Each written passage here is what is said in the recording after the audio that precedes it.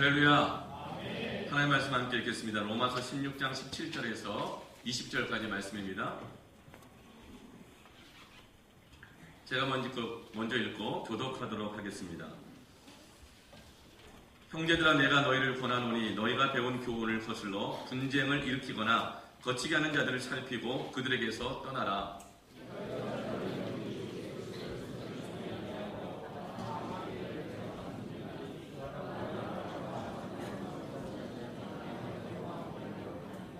너희의 순종함이 모든 사람에게 들리는지라. 그러므로 내가 너희로 말미암아 기뻐하노니 너희가 선한데 지혜롭고 악한데 미련하기를 원하노라.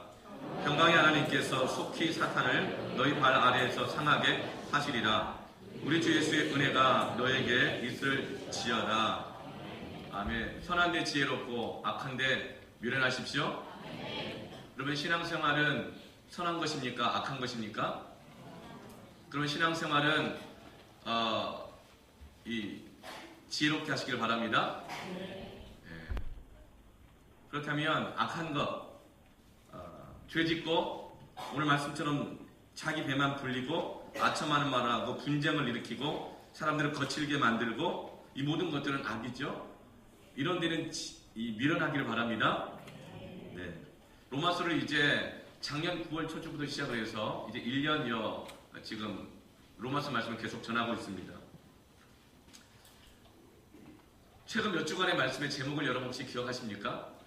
선한 데는 지혜로우시길 바랍니다. 기억해 봅시다. 비전을 이루어라. 그렇죠? 비전을 이루어라.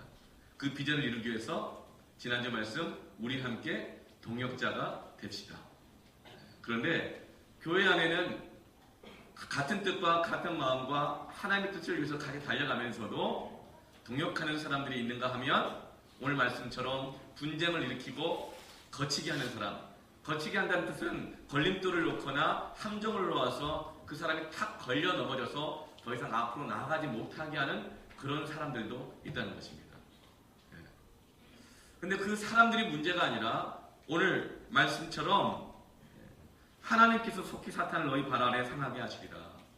그 사람들 가운데 넘어지게 만들고 분쟁하게 만들고 동역하지 못하게 만들어서 비전 가운데 함께 나아가지 못하도록 역사하는 사탄이 있다는 것을 말씀해주고 있습니다.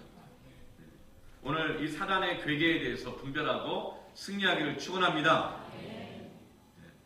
소 잃고 요양간 고친다는 말이 있습니다. 소를 잃고 나서 고장난 요양간을 고쳐봐야 소용이 없지는 않지만 너무 많은 불필요한 대가를 치르게 되고 지치고 낙심하게 된다는 것이죠. 근데 우리는 얼마나 망가진 것에 쉽게 익숙하게 살아가는지 몰라요. 제가 결혼을 해서 어느 날 하도 오래된 그 아파트에 살다 보니까 화장실 변기가 고장이 났어요. 변기에 물 담아놓은 곳에 이 풍선 같은 게 올라갔다 내려갔다는 게 망가진 것이죠. 근데 너무 바쁘다 보니까 이것을 고칠 겨를이 없었어요. 그래서 이 화장실 갈 때마다 작은 거는 작은 바가지, 큰 거는 큰 바가지에다 물을 담아가지고 가서 볼일 보고 물을 붓는 일을 반복적으로 좀 했어요. 그렇게 하다 보니까 시간 좀 지났는데 나중에 그것을 이렇게 고쳤는데 어느 날 나도 모르게 또 물을 받아가지고 화장실을 가고 있더라고요. 그 일을 보고 나 물을 딱 부으려고 생각해보니까 고쳤더라고요. 아, 그렇구나. 고장났을 때 빨리 고치지 않으면 우리가 망가진 것에 얼마나 익숙하게 살아가게 되는가. 그것이 습관이 되고 내 몸에 배이게 되면 얼마나 우리가 망가진 것에 익숙하게 살아가는가. 여러분, 고장이 났으면 고장난 것에 익숙해지기 전에 고치시길 바랍니다. 그걸 회개라고 합니다. 내 영혼에, 내 삶에 문제가 생기고 고장이 났으면 빨리 고치시길 바랍니다. 고장난 증상이 있잖아요. 사람이 병이 들면 밥맛이 좋습니까? 밥맛이 없습니까? 하나의 말씀, 살아있는 운동력 있는 정말 생동감 넘치는 말씀인데 말씀이 꿀송이처럼 달기보다는 말씀이 그냥 안 넘어가고 이해도 안 되고 보기도 싫고 말씀에 대한 식욕이 없어요. 여러분, 영적으로 고장난 겁니다. 빨리 고치시길 바랍니다. 사람이 병이 나고 몸이 아프고 마음이 상하고 그러면은 말을 하기가 싫어져요. 영적으로도 우리 병이 나면 기도가 안 됩니다. 영적으로 고장난 증상이에요. 그럼 빨리 고치시기를 바랍니다. 주님이 말씀하셨어요. 병든 자에게라야 의원이 필요 있고 건강한 자에게는 의원이 필요 없느니라. 나는 의인을 부르러 온 것이 아니고 죄인을 부르러 왔느니라. 여러분, 기도의 고장이 나고 말씀의 고장이 나고 예배의 고장이 나고 사람을 섬기는데 섬기고 싶지 않고 자꾸 이기적이 되고 짜증나고 화나고 분노하고 원망하고 불평하고 축복의 말보다는 부정적인 말을 하고 중보기도보다는 뒷담화를 하고 그렇게 되면 아내가 고장난 증상인 걸 빨리 발견하고 기도의 자리, 말씀의 자리, 예배의 자리, 회개의 자리로 나가서 고침받기를 축복합니다. 그런데 고장이 났을 때 익숙해지기 전에 고치는 것도 중요한데 그것보다 더 중요한 것이 있습니다. 그것은 고장이 나기 전에 미리미리 고치고 살아가는 것이 더 중요합니다.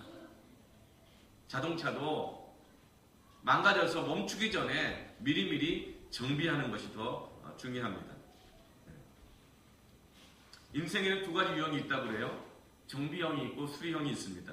정비형은 미리미리 준비합니다. 제가 수송부대를 나왔는데 저희 부대에 약 한 500명 정도의 그 병사들이 있었는데 유일하게 운전을 할 줄 모르는 사람이 저였어요. 저는 군종병으로 가가지고 영혼들의 마음의 운전대를 잡느라 제가 나중에 전도한 우리 주임 원사님이 어떻게 운전면허를 대형 면허를 따면 사회 나가서도 큰 유익이 된다고 했지만 저는 군종병으로 부름을 받았는데 내가 그거를 적법하지 않냐게 운전면허를 배우면 되겠습니까? 그리고 저는 이 군종병의 업무에 집중했습니다. 하여튼 보니까 운전병들이 병사들이 뭐 미사일만 빼고 탄약 그리고 뭐 피복, 식량 모든 것들을 각 부대에다가 이렇게 배달을 운송을 해주는 부대였어요. 그런데 실제로 운전하는 시간보다는 병사들의 대부분이 1년 365일 조이고 닦고 기름치고 이걸 계속 하더라고요. 여러분 이것이 바로 정비하는 인생입니다. 네. 그러나 수리형은 망가져서 완전히 멈추기 전까지는 절대로 정비하지 않습니다. 망가져가지고 완전히 멈추기 전에는 정비하지 않습니다. 그래서 주로 이렇게 이런 수리형의 인생은 하나님 앞에 기도할 때도 이런 기도합니다. 살려주세요. 살려주세요. 찬양할 때도 주여 손들고 내가 옵니다. 네. 하나님은 긍휼에 풍성하시고 사랑에 풍성하신 하나님이시기 때문에 살리신 줄 믿습니다. 오래 기다리고 계신 줄 믿습니다. 그런데 신앙에 장성한 사람, 지혜로운 사람은 완전히 멈추기 전에 정비하는 인생 되기를 바랍니다. 바울은 지금 로마서를 마무리해가면서 이제 다음 주에 로마서가 끝날 것 같아요. 마무리해가면서 로마 교회 성도들에게 경계하게 하면서 이것을 정비해야 된다, 살펴봐야 된다, 이 말씀을 경고해주고 있습니다. 어떤 상황 가운데 있기 때문에 그럴까요? 17절 말씀 다시 한번 읽어볼까요? 시작. 형제들아 내가 너희를 권하노니 너희가 배운 교훈을 거슬러 분쟁을 일으키거나 거치게 하는 자들을 살피고 그들에게서 떠나라. 로마 교회 성도들과 함께 하나님의 비전을 향해서 나가야 되는데 이것을 가로막는 사단의 역사가 어떻게 나타나고 있냐면 교회 안에 분쟁을 일으키게 하는 사람들이 있다는 거예요. 그리고 거치게 하는 자들이 있다는 거예요. 거치게 한다는 뜻은 걸림돌을 놓다 함정을 놓아서 넘어지게 만들어 더 이상 나가지 못하게 만드는 이런 사람들이 있다는 거예요. 태클 잡고 거는 사람도 있잖아요. 태클 거는 사람, 함정 만들어 놓은 사람, 약점을 이렇게 정확하게 찍어가지고 넘어뜨리는 사람, 그리고 배운 교훈, 하나님의 말씀을 자꾸만 거스르고 비판하고 반대하고 부정적으로 해석을 달아서 그 안에 분쟁을 일어나게 만드는 사람들이 로마 교회 안에 나타나기 시작했다는 것입니다. 그 18절 말씀, 이 같은 자들은 우리 주 그리스도를 섬기지 아니하고 주님을 섬기지 않고 다만 자기들의 배만 섬긴다. 신앙생활하고 하는 모든 이유가 주님을 위해 섬기는 것이 아니라 자기 배를 섬기기 위해서 하는 사람들이 로마 교회 안에 있다는 것입니다. 근데 그들이 말은 참 잘해요. 교활한 말과 아첨하는 말로 순진한 자들의 마음을 미혹하느니라. 이런 미혹하는 일들이 있다는 것입니다. 사람이 어느 때 정말 시험 들어요? 자기밖에 모르는데 말은 잘하는 사람. 그럼 정말 우리 이 걸림돌에 넘어지고 맙니다. 정말 시험 드는 거예요. 근데 그런 사람들이 로마 교회 안에 있다는 거예요. 당시 로마 교회는 신생교회고 개척한 지 얼마 안 된 교회입니다. 우리 교회가 여기에 들어온 지 1년 6개월 됐잖아요. 그리고 우리가 이 작년 올 초까지만 해도 우리 전체 구호가 뭐였죠? 우리 모두는 새 가족입니다. 담임 목사도 처음은 새로운 그저 담임 목사고 저 대부분의 성도들이 1년이 안 된 다 새 가족이기 때문에 우린 다 새 가족이라고 했어요. 로마 교회는 그래요. 로마 교회는 누가 세원이든 모르고 로마 교회는 담임 목사도 없어요. 그냥 흩어진 성도들이 모여가지고 세워진 교회가 로마 교회이기 때문에 대부분이 새 가족들이고 초신자들입니다. 여러분, 새 가족들의 마음이 얼마나 뜨거운지 몰라요. 초신자들의 마음이 얼마나 뜨거운지 몰라요. 은혜를 사모해요. 그래서 다 순종해요. 이번 주중에도 보니까 교회 청소하는 패밀리, 식당 봉사 준비하는 장보고 음식 준비하는 패밀리, 그리고 1대1 양육한다고 BCC 만남 하는 만남들이 여기저기 그냥 가득가득 매주 요일마다 가득가득 하더라고요. 새벽에 나오는 새벽 기도가 더 많이 늘어나고 수영 수업이 나와서 기도하고 그걸 보면서 야 정말 우리 교회 성도들이 얼마나 이렇게 순종하기를 기뻐하는가. 할렐루야. 정말 너무 감사하더라고요. 그리고 가만히 제가 여기서 말씀을 준비하고 앉아있는데 내가 여기서 말씀 준비하고 있어도 되나? 이 생각이 듭니다. 나도 같이 가서 좀 청소도 좀 하고 밥도 좀 하고 세차도 좀 하고 다 해야 되는 거 아닌가 그런 마음이 들었는데 하나님 왜 저렇게 성도들과 좀 다 하게 하실까? 너 목사노를 좀 똑바로 하라고 집중하여 하라고 기도와 말씀에 전념하라고 그걸 깨달음을 가지면서 일어나고 싶었지만 제가 더 기도하고 말씀 준비하고 있습니다. 네.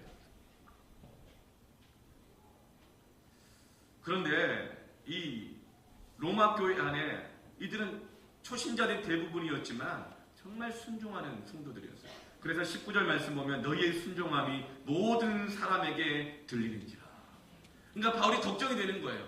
로마 교회 성도들이 정말 은혜를 사모하고 있고 정말 순종하기를 기뻐하는 성도들로 가득 차 있는데 가보니까 마귀가 거짓 선지자들, 거짓 목자들, 거짓 예언자들을 그 안에 심어놔가지고 그 순진하고 순종하기를 기뻐하는 로마 교회 성도들을 미혹하고 있다는 것이죠. 그래서 지금 바울이 내가 가기 전에 큰일 나겠다, 안 되겠다. 로마 교회 성도들에게 로마서를 베베라는 여집사를 통해 전달해주고 브리스길라와 아굴라가 거기 있는 것을 확인하고 거기에 루포의 아들이 그 구린의 아들 시몬 루포가 있고 그리고 이 자기와 함께 교회를 섬겼고 세웠던 많은 성도들이 또 로마 지역에 가 있다는 얘기를 알면서 그들의 로마서를 전달하고 이들 동역관계를 맺어주면서 정비해라. 이렇게 말씀해 두고 있는 겁니다. 그리고 이 로마 교회 안에 있는 거짓 선지자들과 예언자들과 교회를 분쟁 가운데 있게 하고 넘어지게 만드는 이 사람들이 누군지를 살피고 그들에게서 어떻게 하라? 떠나라. 따라서 떠나라. 떠나라고 말씀하고 있는 겁니다. 여러분 분쟁을 일으키는 사람과 교제하지 마시길 바랍니다. 네. 분쟁을 일으키는 사람이 있으면 위하여 기도하십시오. 분쟁을 일으키시는 분과 그리고 우리 한번 밥 먹으면서 한번 얘기합시다. 한번 좀 들어봅시다. 전화로 막 한 1시간 동안 그런 얘기를 막 들었어요. 그러면서 자세한 얘기는 만나서 합시다. 네. 그럼 만나서 식사하면서 막 하다가 오늘 못한 얘기는 내일 또 합시다. 여러분 이렇게 교제하지 마시고 떠나시길 바랍니다. 네. 지금 로마 교회 안에는 거짓이 공격하고 있는 상황입니다. 거짓 교사, 예언자들, 거짓 자칭 예수라고 하는 사람들이 교회 안에 들어와서 말씀을 거스리고 복음을 거스리고 분쟁을 일으키고 있고 사람들을 걸려 넘어지게 하고 있다는 것입니다. 예수님께서 이런 상황을 이미 예언해 주셨습니다. 마태복음 24장 23절부터 24절까지 말씀 시작. 그때 사람이 너에게 말하되 보라 그리스도가 여기 있다 혹은 저기 있다 하여도 믿지 말라. 거짓 그리스도들과 거짓 선지자들이 일어나 큰 표적과 기사를 보여 할 수만 있으면 택하신 자들도 미혹하리라. 마지막 때가 되면 마귀가 택하신 자들을 할 수만 있으면 미혹하고 걸려 넘어지게 하려고 하니 너희들은 그것을 분명히 기억하고 땅끝까지 가서 가는 곳곳마다 내가 너희들에게 가르쳐준 모든 것들을 분부한 모든 것을 가르치게 하고 지키게 하라. 정비시켜야 된다. 이 말씀을 하고 있습니다. 로마 교회 안에는 거짓 교사들과 예언자들과 이단들이 공격이 있습니다. 요즘 한국 교회도 그렇죠. 우리 교회도 예외는 아닙니다. 우리 교회도 이제 지난달부터 이 신천지에서 우편물을 제 이름으로 발송을 해왔습니다. 우리 교회 주소 이름까지 해가지고 신천지라고 딱 박아가지고 우편물이 옵니다. 계속 옵니다. 그리고 교회 문 앞에다가 누가 큰 스티커를 붙여놨습니다. 오늘 한국 교회가 얼마나 타락했는 줄 아느냐. 한국 교회 목사들은 다 거짓 목자들이고 자기 배만 불리며 그러면서 빨리 이런 이 교회에서 나와라. 뭐 이렇게 한 걸 우리 교회 문 앞에다가 딱 붙여놨어요. 스티커를. 그거 보면 제가 굉장히 기분이 안 좋더라고요. 여러분 혹시 그거 보신 분이 있는데 그거 보면서 그래 맞는 말이야 혹시 이런 분 있습니까? 기분이 나빠야 정상입니다. 막 떼고 싶어야지 정상입니다. 그래 뗐어요. 보니까 우리 교회만 붙여놓은 게 아니라 이제 수원 호메스 금곡동 지역에 이제 거의 입주가 맞춰가다 보니까 이제 이단들이 본격적으로 들어와서 교회마다 다 붙여놓고 다니고 있어요. 그래서 신천지가 적극적으로 지금 포교 활동을 하고 있습니다. 신천지가 나와서 우리 작년에 했던 것처럼 흉내를 내가지고 띠를 띠고 이 동네 청소를 하고 있더라고요. 당시 로마 교회 안에 이런 일들이 있습니다. 통일교 여호와 증인 JMS 정명석의 그 이니셜을 영어로 바꾼 거죠.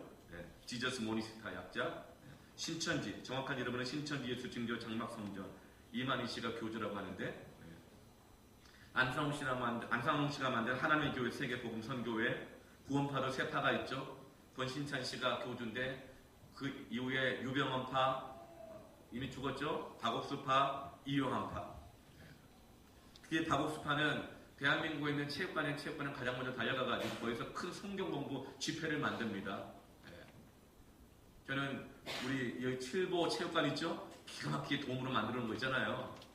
거기가 이단이 먼저 들어가기 전에 우리 복음의 빛 동산교회가 우리 호메실 금곡동에 있는 우리 건강한 교회들이 거기서 전 이거 했으면 좋겠다는 마음이 들었어요. 한번 따라해 보시면 좋겠습니다. 얼라이브 케이크 페스티벌. 케이크 뭔지는 아시죠? 생명의 떡인 이 하나님 말씀을 세상 사람들이 맛없어하고 안 먹으려고 그러니까 케이크처럼 맛있게 만들어서 먹음직하게 전달하는 게 우리 케이크잖아요. 살아있는 케이크, 얼라이브 케이크 페스티벌. 그 축제를 하면서 복음을 전하고 난 다음에 복음과 사랑의 빵을 함께 나누는 거죠. 교육, 무료 문화, 그리고 사회복지, 그리고 거기에서 직거래 장도 만들고, 그리고 정말 이 어려운 가정에 있는 소녀 가장들을 자매 결혼도 시켜주고 무료 봉사도 하고 이러면서 복음과 생명의 떡을 사랑의 이 섬김을 함께 나누는 그런 체육관으로 이단들이 하기 전에 하면 좋겠다 이런 마음이 들었습니다. 아멘. 그리고 이 구원파는 유병헌파, 박옥수파 뿐만 아니라 이호환 목사파도 있죠. 이호환 목사파는 구원파에서 좀 경건한 파에 속해요. 왜냐하면 유병헌파는 신앙활동과 사업을 같이 하면서 돈으로 포교 활동을 했거든요. 그 유병헌파는 이제 그분은 돌아가셨고, 그래서 그것에 반대해가지고 우리 구원파가 세속화되면 되겠는가? 그래가지고 이호환파는 오직 말씀이다. 그래가지고 이 유병헌파에서 따로 독립해가지고 나와가지고 만든 출판사가 영생의 말씀사예요. 생명의 말씀사는 좋은 출판사지만 영생의 말씀사는 이단입니다. 이단의 뜻이 뭐죠? 달을 이자 끝단자. 시작은 비슷한 것 같은데 끝이 다른 거예요. 이 구원파 박옥수파에서 만든 대학생 선교단체가 뭐죠? IYF예요. IVF는 정말 좋은 선교단체예요. 제가 그 출신이잖아요. 근데 그 밑에다가 V 밑에다가 요만한 꼭다리 하나 달았어요. IYF. 이단입니다. 이런 이단들의 특징이 10가지나 되는데요. 제가 1부에 때 설계하다 보니까 10가지 얘기하고 마지막에 이제 싸우는 법을 얘기하는데 시간이 다 가가지고 이 10가지를 어떻게 얘기하긴 해야겠는데 빨리빨리 얘기하겠습니다. 요약해가지고 시한부 종말론. 무슨 말이냐? 예수님 다시 오신 날을 정확한 연도와 날짜를 말하는 것은 100% 이단입니다. 안상홍 증인회도 이 종말의 날짜와 때를 이야기합니다. 그 100% 이단입니다. 마태복음 24장 36절 말씀에 그러나 그날과 그때는 아무도 모르나니 하늘의 천사들도 아들도 모르고 오직 누구만 아시느니라? 아버지만 아시느니라. 하나님 아버지만 아신다는 겁니다. 그런데 예수님 다시 오신 날을 몇 년 몇 월 며칠이다 말한다. 여러분 그것은 100% 이단인 거 여러분 기억하십시오. 지금까지 수많은 시한부 종말론이 있었죠. 1988년에 온다. 안 오니까 1992년에 온다. 또 안 오니까 하나님 우리를 사랑하셔가지고 아직 봐주고 있다. 그리고 97년이다. 그런데 보니까 88년, 92년, 97년이나 5년 단계로 온다고 했는데 안 나오는 게 5년 만에 막 들통나니까 그 다음 대책이 자기가 어려웠나 봐요. 그러더니 이제는 2012년에 온다. 한참 뒤에서 말했는데 2012년에 또 안 왔어요. 또 유사한 이런 시한부 종말론 같은 이단이 있었죠. H 여전도사라고 하시는 분이 한국 전쟁이 일어난다 막 해가지고 그냥 온 한국 교회가 막 난리가 났어요. 여러분 마지막 때는 아버지만 아십니다. 이렇게 접근하고 이렇게 가르치는 건 다 이단인 것입니다. 성경이 그렇게 말하고 있습니다. 두 번째 이단의 특징은 사람의 구원받은 숫자를 말합니다. 몇 명이죠? 14만 4천 명. 그냥 구원받은 사람이 14만 4천 명이다 말하면 다 이단이시고 그분들에게서 떠나십시오. 그분과 교제하지 마세요. 네.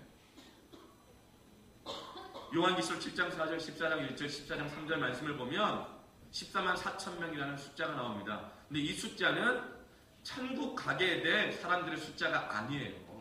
그냥 읽어만 봐도 알아요. 천국 가게 될 온 인류의 과거, 현재, 미래 모든 성도들이 14만 4천 명이 아니고 마지막 때가 되면 극심한 고난이 오게 되어지는데 그 사람들을 하나도 구원해서 잃어버리지 않도록 성령께서 인을 쳐주시고 도장을 찍어주시고 구원받기까지 인도해주는 사람들이 14만 4천 명이며 천국에서 이들이 흰옷을 입고 하나님의 이 구원과 어린 양의 이 구원의 은혜를 노래할 사람들은 이들밖에 없다 말해요. 무슨 말인가? 이미 천국에서 하나님을 찬양하고 예배하고 있는 우리 믿음의 선배들의 숫자입니다. 객관적인 숫자라 하더라도 앞으로 가게 될 사람들이 아니라고요. 14만 4천 명의 뜻은 뭐냐? 성경에서 12는 완전수입니다. 그러니까 12 곱하기 12는 144 곱하기 1000. 1000은 많다는 뜻입니다. 그러니까 완전하고 완전하게 많다 이 뜻이에요. 이 12는 완전하다는 뜻이고 그 다음 12는 12지파를 상징합니다.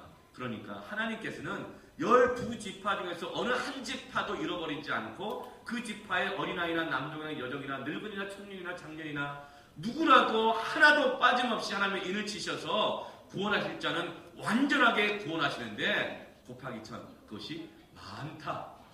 아멘. 누구든지 주의 이름을 부르는 자는 구원을 얻으리라.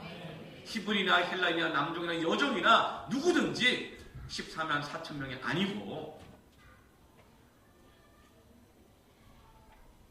하나님의 구원의 완전하심과 그분의 완전하신 그 사랑, 그 깊이와 넓이를 말씀해주고 있는 것인데 이것을 그냥 객관적인 숫자로 14만 4천 명이라고 말하는 것은 이단입니다.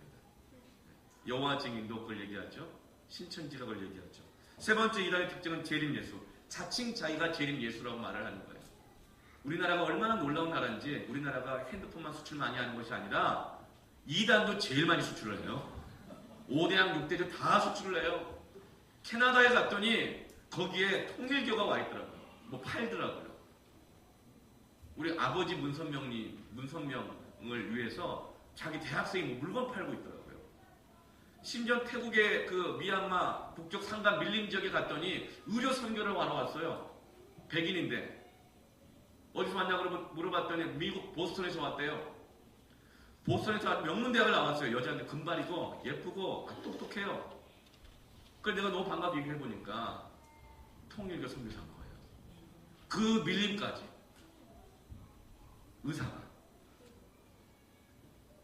우리나라의 자칭 재림 예수라고 말하는 사람이 몇 명인 줄 아세요? 35명입니다. 수출까지 하고 있어요. 사도행전 1장을 보면 주님이 부활 승천하실 때 뭐라고 말씀하시죠? 너희들이 내가 이렇게 부활을 승천한 것을 보는 그대로 내가 다시 올 것이다 이렇게 말씀하셨어요. 예수님이 처음에 오실 때는 아기 예수로 오셨죠. 그러나 다시 오실 때는 또 아기 예수로 오실까요? 그러면 이 땅에서 아기로 태어났던 모든 사람은 재림 예수가 아닙니다. 주민등록번호가 있는 사람은 예수가 아닙니다. 자기 신용카드 아이디가 있는 사람은 재림 예수가 아닙니다.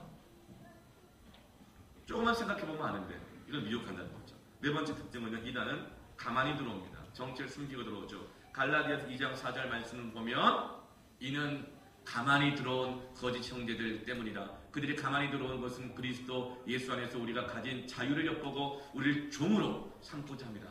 종으로 삼으려고 몰래 가만히 들어온다는 거예요.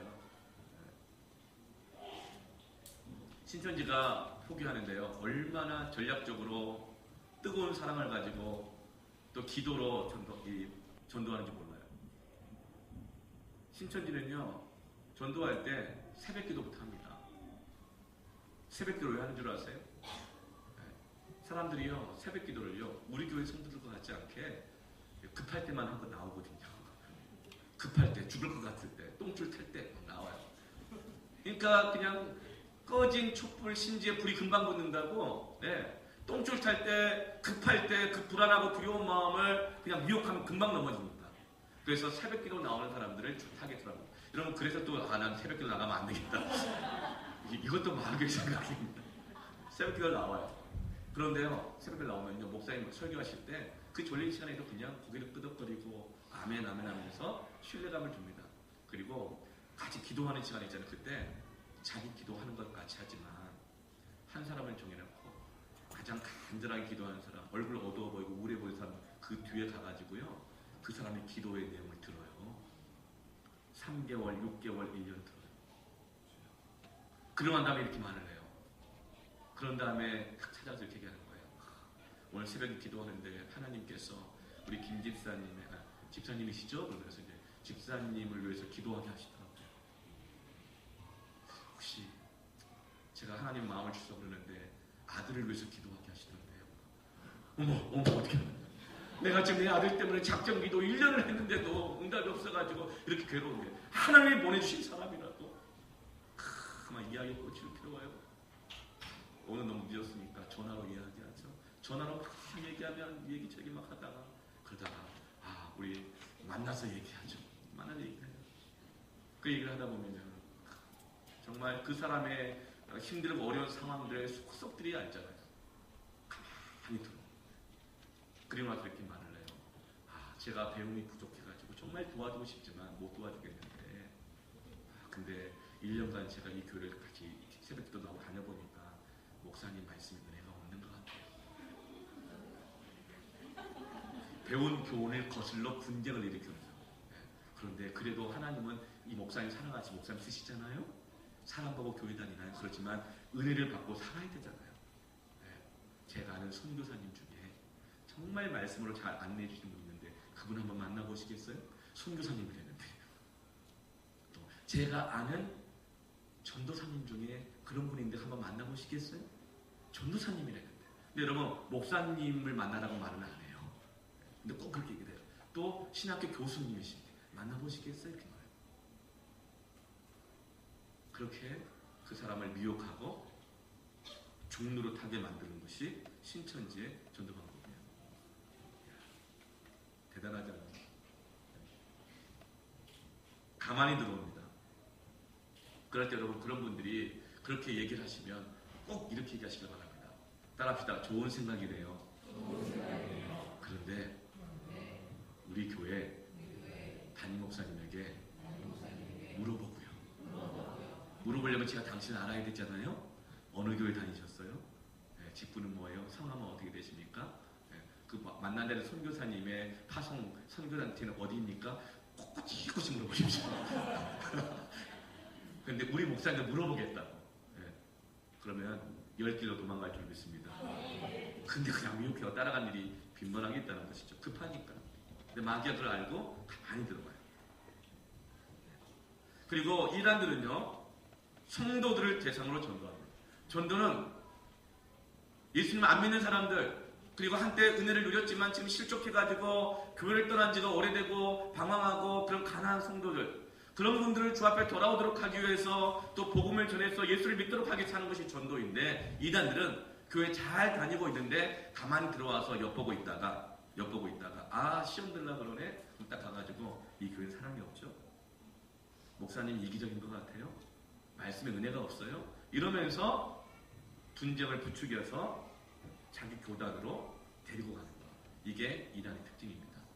근데 여러분 우리가 한국교회 성도들이 닮을 게 다 있어야지. 닮은 걸 닮아야지. 이단을 닮아가는 경향이 있을 수가 있어요. 그냥 성도들 뺏어오기 막 이런 거잖아요. 우리는 그렇게 전도하지 않기를 바랍니다. 우리의 전도의 대상은요. 기존에 다니고 있으나 시험 들는 것 같고 뭐 어려움을 겪고 있는 그런 사람들이 아니라 시험 들어가지고 방황하고 있고 낙심하고 있고 또 복음 못 듣고 구원받지 못한 그들을 전도하는 것이 우리의 사명입니다. 이단처럼 하지 맙시다. 네. 그리고 이단들은 가정을 해체시키고 가정을 망가뜨립니다. 우리 복음의 빛 동산교회는 가정을 치유하고 가정을 회복시키길 바랍니다. 우리가 신앙생활을 잘하는 것만이 아니라 우리가 일당의 양육을 위하고 세가지 양육을 위하고 주 예배를 왜 드립니까? 왜 우리가 교회에서 봉사합니까? 여러분 교회 봉사해야 되죠? 아멘. 그런데 왜 교회에서 봉사 열심히 하는가? 물론 하나님이 영광 받으시게 하고 교회를 세우기 위한 것도 1차적인 목표예요. 그러나 또 있습니다. 여기서 섬기는 법을 훈련하고 배워가지고 집에 가서도 좀 설거지하고 집에 가서도 청소도 좀 하고 집에 가서 우리 주일학교 교사 아이들 돌보는 것처럼 내 자녀를 섬기고 말씀으로 가르치고 교회에서 예배드리고 집에 가서 예배드릴 수 있고 이렇게 하길 바랍니다. 그렇게 하지 않으면 교회가 뭐 가정을 망가뜨린다는 둥 너무 빠지지 말라는 둥 이런 이단적인 미혹 가운데 넘어가게 되는 거예요. 가정을 잘 세우고 섬기기를 바랍니다. 그리고 7번째 특징은 교회 공동체를 부정합니다. 이단들은요 교회 안에서가 아니라 교회 밖에서 성경 공부를 하자고 합니다. 혹시 여러분 중에 교회 말고 교회 바깥에 딴 데서 개인적으로든 어떤 단체들 가서 성경 공부하자고 요청을 받은 분들이 있을 거예요. 그럴 때는 어떻게 반응해야 된다고요? 따라합시다. 좋은 생각입니다. 왜죠? 성경 공부하는 건 좋은 생각이잖아요. 그런데 한 가지 다음에 우리 담임 목사님께 물어보고요. 그리고 그 성경 공부 교재가 뭔지, 그 단체가 뭔지, 그분의 교단은 뭔지 꼬치꼬치 물어보시기 바랍니다. 그래서 저에게 알려주시면 제가 거기는 좋은 곳입니다 하면 훈련 받으러 갈 수도 있고 기도하러 갈 수도 있지만 그러나 대부분의 이단들은 교회를 부정합니다. 교회에 있는 말씀, 교회는 마치 은혜가 없는 것처럼 그게 부정하는 건 이단들의 특징인데 자꾸 이런 요즘 선교단체도 그렇고 자꾸 교회 그 이단들을 닮아가는 경향들이 있는 곳이 막 생기려고 하는 것 같아요. 이것이 바로 말씀을 거스려 교훈을 거스려 분쟁을 일으키는 겁니다.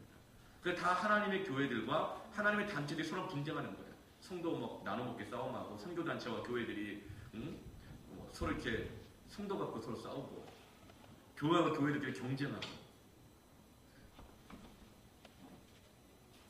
그리고 이단들의 특징은요 돈을 요구합니다.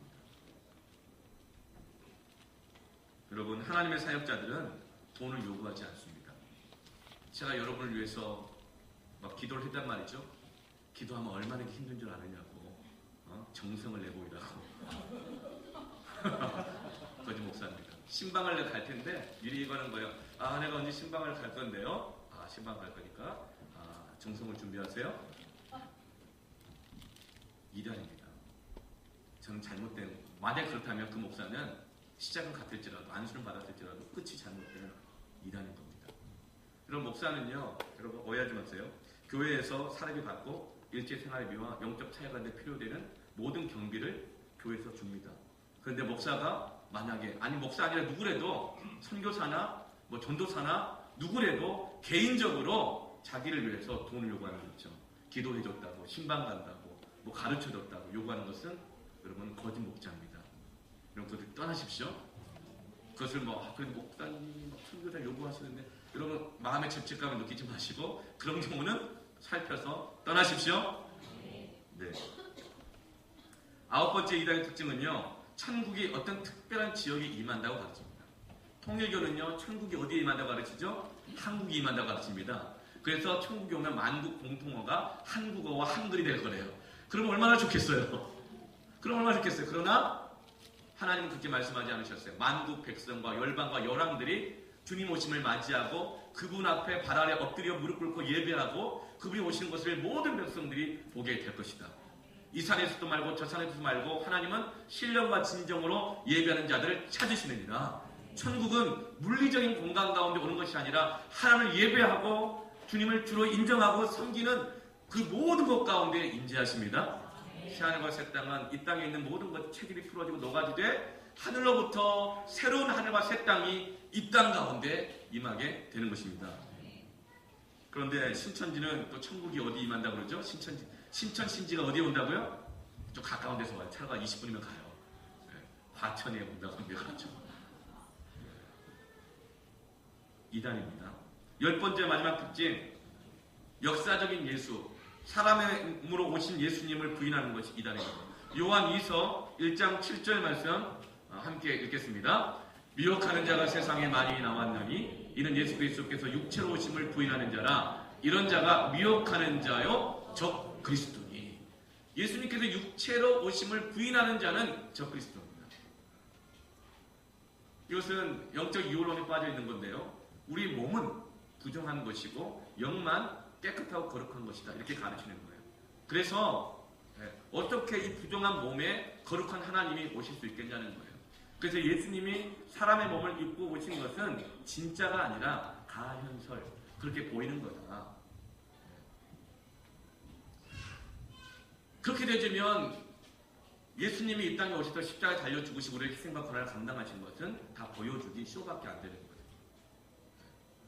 어떻게 하나님인 예수님이 죽을 수가 있겠느냐. 사람으로 오신 것을 부인하는 거죠. 그렇게 되면 십자가의 사건이 쇼가 되는 거예요. 부정하게 되는 것입니다. 이런 예수님이 이 땅에 오셔서 고난과 고통을 감당하시면서 구원을 이루셨다는 것을 부인하게 되어지면 이단에 빠지게 되고 이것을 온전히 받아들이지 않게 되면 시험에 들게 됩니다. 이건 뭐죠? 그리스도인들은 고난받으면 안 되고 그리스도인들은 가난하거나 병들면 이건 큰 문제 있는 거고 잘못된 것이고 그러면 그 하나님은 진짜 하나님이 아니고 살아계신 하나님이 아니고 사랑하시는 하나님이 아니라는 거예요. 이것은 마치 뭐와 같냐면 예수님이 십자가에서 고난과 고통을 감당하시며 구원을 이루셨다는 것을 부인한 것과 같은 것입니다.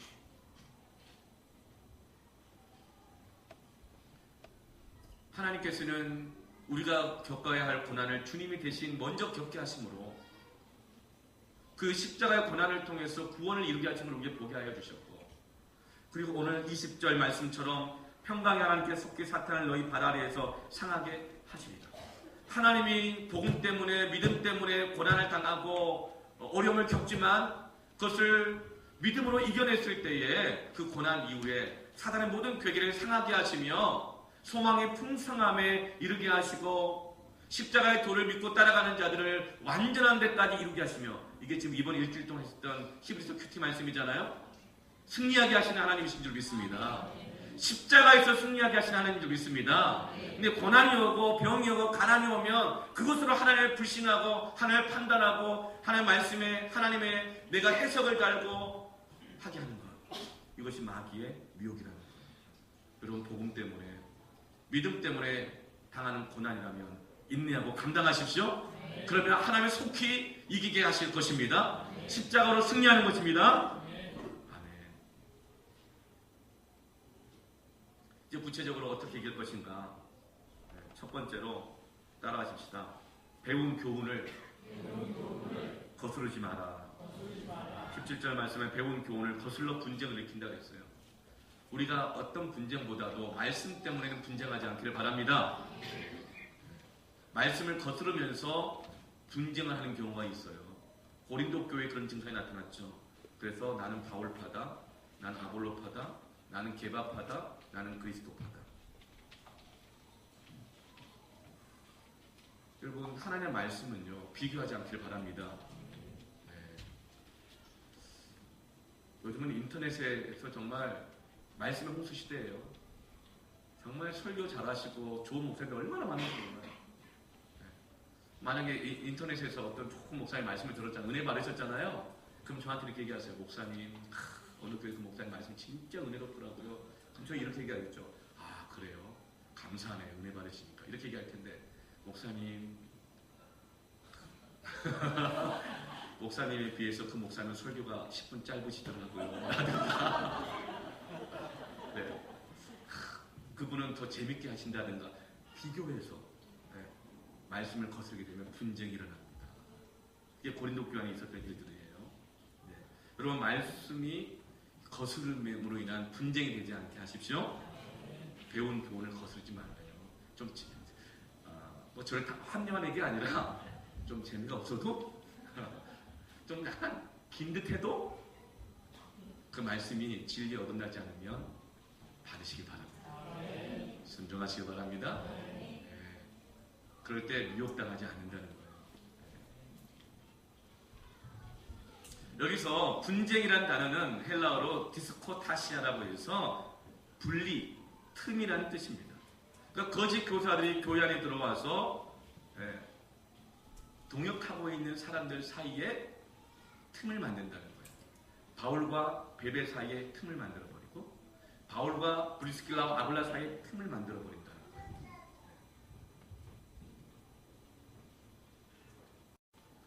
이 마귀가 특히 이단들은요, 사이비라고 그러잖아요. 사자는 뭐죠? 비쌀 사자. 이 그러나 이에 비 아닐 비자입니다. 비슷한데 그러나 아니라는 거예요. 마귀가 우리를 미혹하고 시험하고 교회를 흔들 때는요, 전혀 아닌 것 같고는 안 해요. 가장 많이 사용한 게 뭔지 아세요? 말씀과 기도예요. 모든 이단은 성경을 비슷하게 바꿔서 나왔어요. 그리고 많은 이단들이 기도 운동에서 나왔어요. 기도원이라든가 뭐 이렇게 기도원 운동, 성령사역 이렇게 하는 데서 많은 이단들이 나왔습니다. 말씀과 기도를 통해서 거스르게 하고 분쟁을 만들어내는 것이 이단들의 특징이에요. 우리가 기도할 때도요, 그래요. 마귀가 역사하면 어떻게 기도하냐면, 여러분 중에 그런 분이 있었다는 얘기가 전혀 아닌 것을 여러분 확신하십시오. 이런 경우가 있어요. 대표 기도할 때 누구 들으라고 기도하는 거예요. 목사님 좀 들으시라고. 이렇게. 평소에 대놓고는 말 못하겠고 많은 성도들의 여론을 의지하여 성도들의 증인 삼아 대표 기도 목사님 들으라고 기도하는 경우가 있어요. 패밀 모임을 해요. 돌아가면서 뭐 대화시키기도 하잖아요. 그러면 대놓고는 못하겠으니까 섬김이 들으라고 기도할 때 또 누구 들으라고 기도를 통해서 분쟁을 일으키는 것도 마귀의 미혹 중에 하나입니다. 기억하세요. 주의 예배 대표 기도는 뭐죠? 모세와 같이 중보자의 자리인 거예요.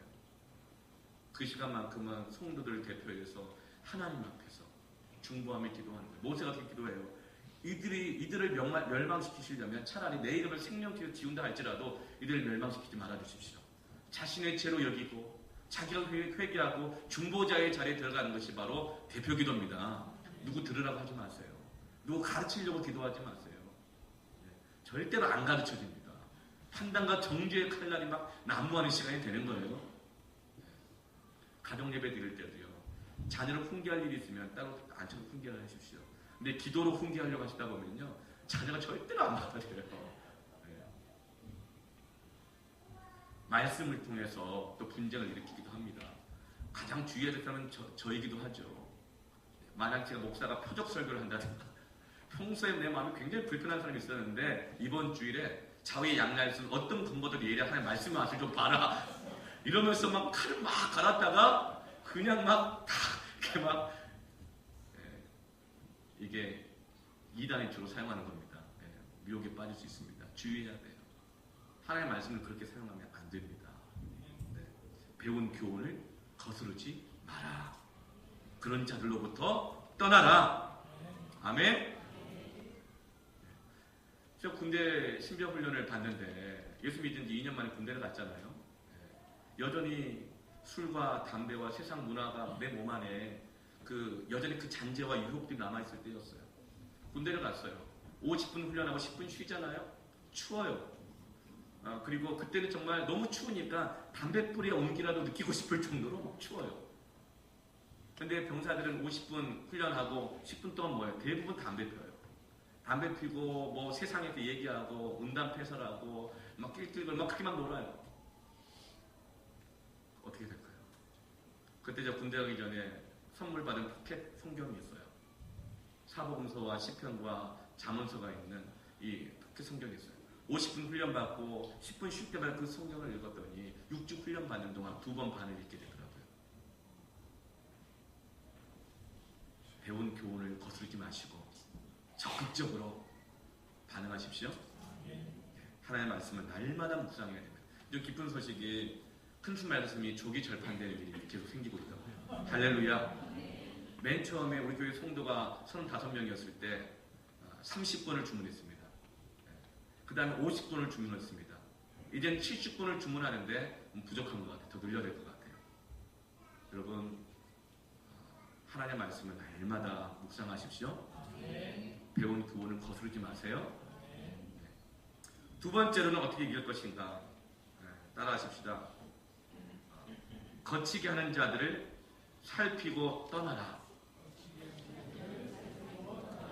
이 거치게 한다 이 뜻은 헬라어 스칸달론인데, 거치게 한다 이 뜻은 함정을 놓다, 걸림돌을 놓아 넘어지게 한다 이 뜻이에요. 성도가 잘 살고 있는데 걸림돌을 갖다 놓아서 넘어지게 만든다는 것이죠. 동역자들은 디딤돌을 놓지만 이단은 걸림돌을 놓습니다. 여러분 디딤돌을 놓으시길 바랍니다. 신천지가 주로 그런 방법을 쓴다고 그랬잖아요. 3개월, 6개월 그냥 따라다니면서 기도 소리 듣다가 함정을 탁 놓는 거예요. 이 교회는 사랑이 좀 없는 것 같아요. 탁 하는 거예요. 그러면은 당신도 그렇게 느꼈어요? 우리 교회 오신 지 얼마 안 되는데 당신 느꼈다면 진짜 우리 교회는 사랑이 없네요. 이런 식으로 걸림돌을 놓는다는 거예요. 그들을 잘 살피고 그들로부터 떠나시기 바랍니다. 거기에 동참하지 마십시오. 세 번째는 따라합시다. 하나님의 뜻에 집중하라. 19절 말씀 보면 너희가 선한데 지혜롭고 악한데 미련하기를 원하노라. 이 지혜롭다는 뜻은 뭐냐면 반응하라 이 뜻이에요. 반응하라. 민감하게 반응하라. 따라합시다. 민감하게 반응하라. 민감하게 반응하려면 집중해야 돼요. 너희들에게 가르쳐진 교훈, 그 복음에 집중하고 복음에 합당하게 민감하게 반응하라는 것이 바로 선한데 지혜롭게 하는 것입니다. 선하다는 것은 What is good God, 하나님이 좋게 여기는 그 어떤 것, 그 모든 것들에 집중하고 민감하게 반응하십시오. 그래야 마귀의 미혹을 이기는 것입니다. 우리에게는 영적인 집중력과 민감성이 있어야 돼요.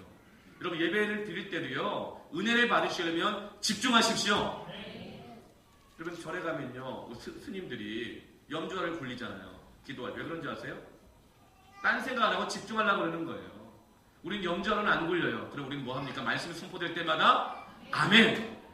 왜죠? 집중하게 사는 거예요. 난 하나님께 집중합니다. 말씀이 나를 붙들어 맵니다. 집중합니다. 아멘이 많기를 축복합니다. 아멘.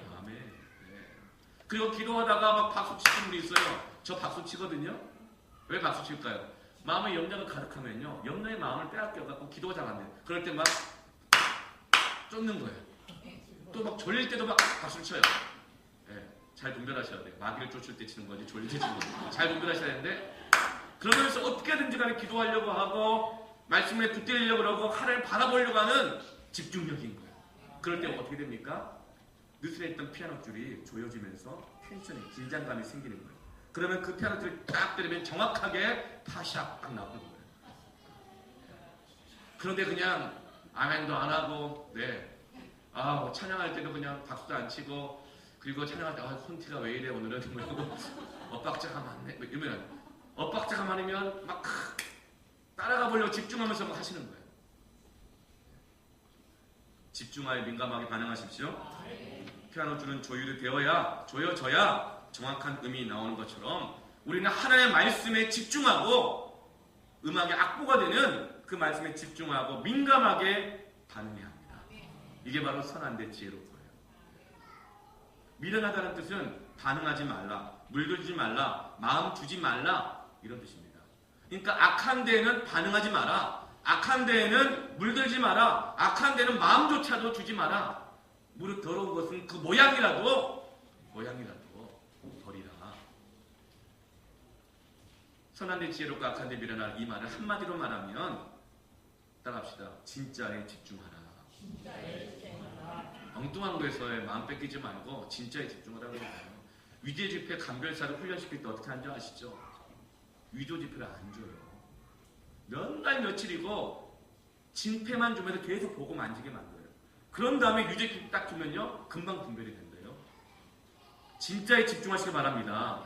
이렇게 바쁘고 분주한 이 말세가 다가오는 이때에 우리가 가짜에다가 마음 주고 교제하고 우리 에너지를 낭비할 시간이 없어요. 진짜에 집중하십시오. 근데 어떤 사람은 우리가 선한데 지혜롭고 미련한데 이렇게 악한데 미련해야 되는데 오히려 선한데 미련하고 악한데 막 지혜롭게 살아가는 수가 있어요. 선한데는 반응하지 않고 선한데는 물들지 않고 가까이 가지 않고 집중하지 않고 악한데는 물들고 가까이 하고 막 적극적으로 온몸으로 막 다 반응하고. 근데 더 힘든 사람이 있어요. 선한데도 지혜롭고 악한데도 지혜로운 사람이에요. 선한데도 적극적으로 반응하고 악한데도 온몸으로 반응하는 거예요. 예배에도 반응하고 수에도 반응하고 예배 집회에도 반응하고 나이트에서도 막 반응하시고 말씀에도 반응하고 사람 말에도 반응하고 그럼 복잡해지고 갈등해지고 갈등되고 모든 미혹에 다 걸려서 꼼짝달싹 못하게 됩니다. 여러분 진짜에 집중하십시오. 진짜가 뭡니까? 바울이 말했잖아요. 1장부터 16장까지 1년 내내 복음이다. 아멘. 그 어떤 누구도 주 예수를 부르지 않으면 복음 앞에서 서지 않으면 자기가 누군지 모른다는 거예요.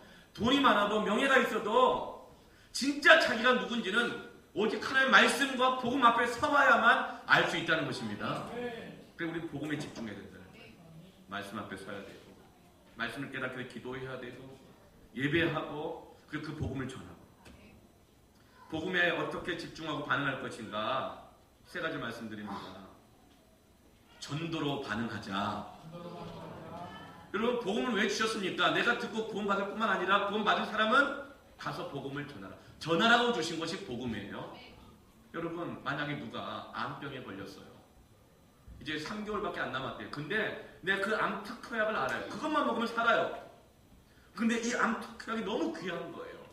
그러니까 아무도 모르게 하고 알려주지도 않고 나만 갖고 있는 거예요. 여러분 그거는 죄입니다.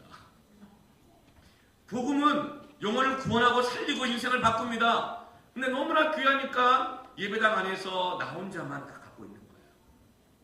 여러분 복음은 전하라고 주신 것입니다. 복음을 전하는 데 집중하지 않으면 미혹에 빠지게 됩니다. 너무 많이 먹어가지고 영적인 비만증에 걸려가지고 엘리 제사장처럼 성전 앞에서 그 비드는 몸을 못 이겨가지고 졸다가 거꾸러져가지고 잠자다 거꾸러져 못 부러져 죽었잖아요. 복음을 전하지 않으면 영적 비대증에 걸립니다. 머리만 커집니다. 몸이 봉사하고 섬기자고 전도하지 않고 몸이 비대해져가지고 맨날 졸다가 쓰러져가지고 못 부러져 죽는 게 엘리 제사장이에요. 사사시대의 마지막 제사장. 여러분 전도하십시다. 이단은 전도하는 공동체 못 건드립니다. 또 어떻게 이길 것이냐? 복음에 집중하고 따라합시다. 좀 예민한 말이지만 한번 믿음으로 따라하십시오. 물질로 반응하라. 왜 그러는가? 결국 목사님 또 돈이니까 이 생각하지 마시고 물질로 반응하라 이 말은 뭐냐면 우리의 마음을 가장 많이 미혹하는 게 뭐죠? 돈이에요. 돈 문제 되면요 미혹돼요. 돈이 너무 많이 들어와도요 이걸로 뭐 할까 미혹되고 돈이 갑자기 없어도요 하나님은 안 사랑하시나 보다. 내가 지금 한 게 뭐냐 또 미혹돼요. 그럼 물질로 반응하십시오. 어떤 사람이 이렇게 말할 수 있어요. 하나님 일을 돈으로 다 하냐? 돈으로 누가 못하냐? 여러분 은혜 없이는 돈으로 안 됩니다. 돈 많다고 돈 내놓는 게 아니에요. 하나님 앞에 정해진 것이라면 미혹당하지 말고 드리십시오. 반응하십시오. 그래야 미혹당하지 않습니다. 아간처럼 다 하나님께 드린 것 좀 하다가 쏙 몇 개 빼놓잖아요. 아나니아와 삽비라처럼 미혹당하는 거예요.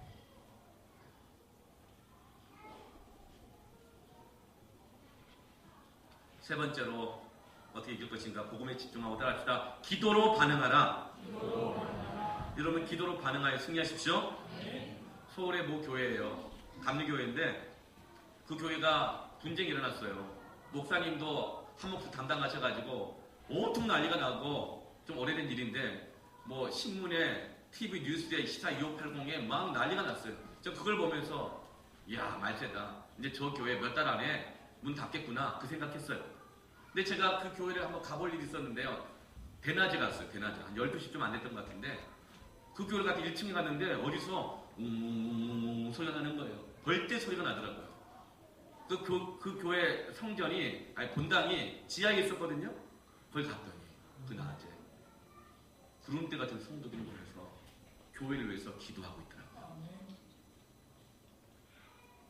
성령이 그 안에 있는 사람들은요 마귀가 미혹하고 교회를 흔들고 성도를 흔들면요 깨어 기도하게 되어 있습니다. 기도하십시오. 기도로 정비하십시오. 마귀가 제일 좋아하는 소리가 무슨 소리인가? 분쟁하는 소리예요. 험담하는 소리고 싸우는 소리예요. 마귀가 제일 두려워하는 소리는 말씀을 선포하는 소리요 기도하는 소리인 줄 믿습니다. 복음에 집중하여 전도로 반응하고 물질과 몸으로 반응하고 그리고 기도로 반응하여 승리하십시오. 겁먹지 마십시오. 20절 말씀처럼 평강의 하나님께서 속히 사탄을 너희 발 아래에 상하게 하시리라. 속히 하시리라. 믿습니까?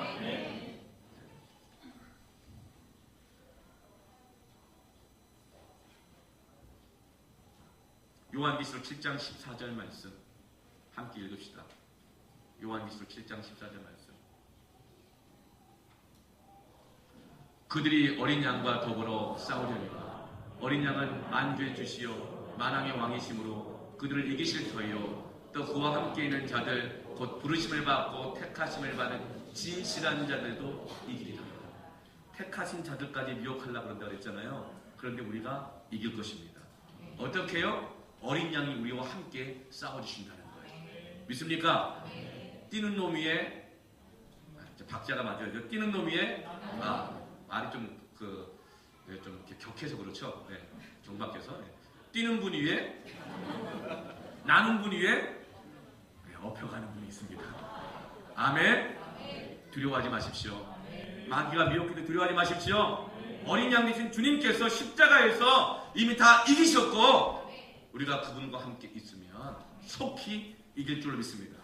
새벽기도 히브리서 말씀처럼 너희는 말씀을 경히 여기지 말고 말씀을 받은 은혜를 흘려 떠나버리지 말고 더 부지런하여 섬기라. 하나님께서 너희들의 사랑과 섬김과 수고를 기억하시느니라. 그래서 속히 소망의 풍성함 이르게 하시고 하나님의 기업의 영광을 너희에게 주십니다. 우리 함께 승리합시다. 아멘. 우리 함께 기도하기를 원합니다. 함께 기도합시다. 말씀을 기억하면서 기도합시다. 복음에 집중하여 말씀에 집중하여 기도로 반응하십시오. 몸으로 반응하십시오. 그리고 영혼을 향한 전도의 걸음으로 사명으로 반응하십시다. 하나님 내가 마귀의 미혹을 이기기를 원합니다. 나와 함께 주님을 찬양합니다. 승리를 선포합니다. 혹시 내가 또 회개되고 싶다면 빨리 고치십시오. 빨리 고치십시오. 이제 같이 함께 말씀을 기억하면서 기도하기 원합니다. 기도합시다. 하나님 아버지 감사합니다. 하나님께서 우리를 사랑하여 주시고 하나님께 우리를 구원하여 주시니 감사합니다. 우리와 함께 하시겠다고 약속해 주시니 감사합니다. 주를 높여드립니다. 주를 찬양합니다. 주 영광을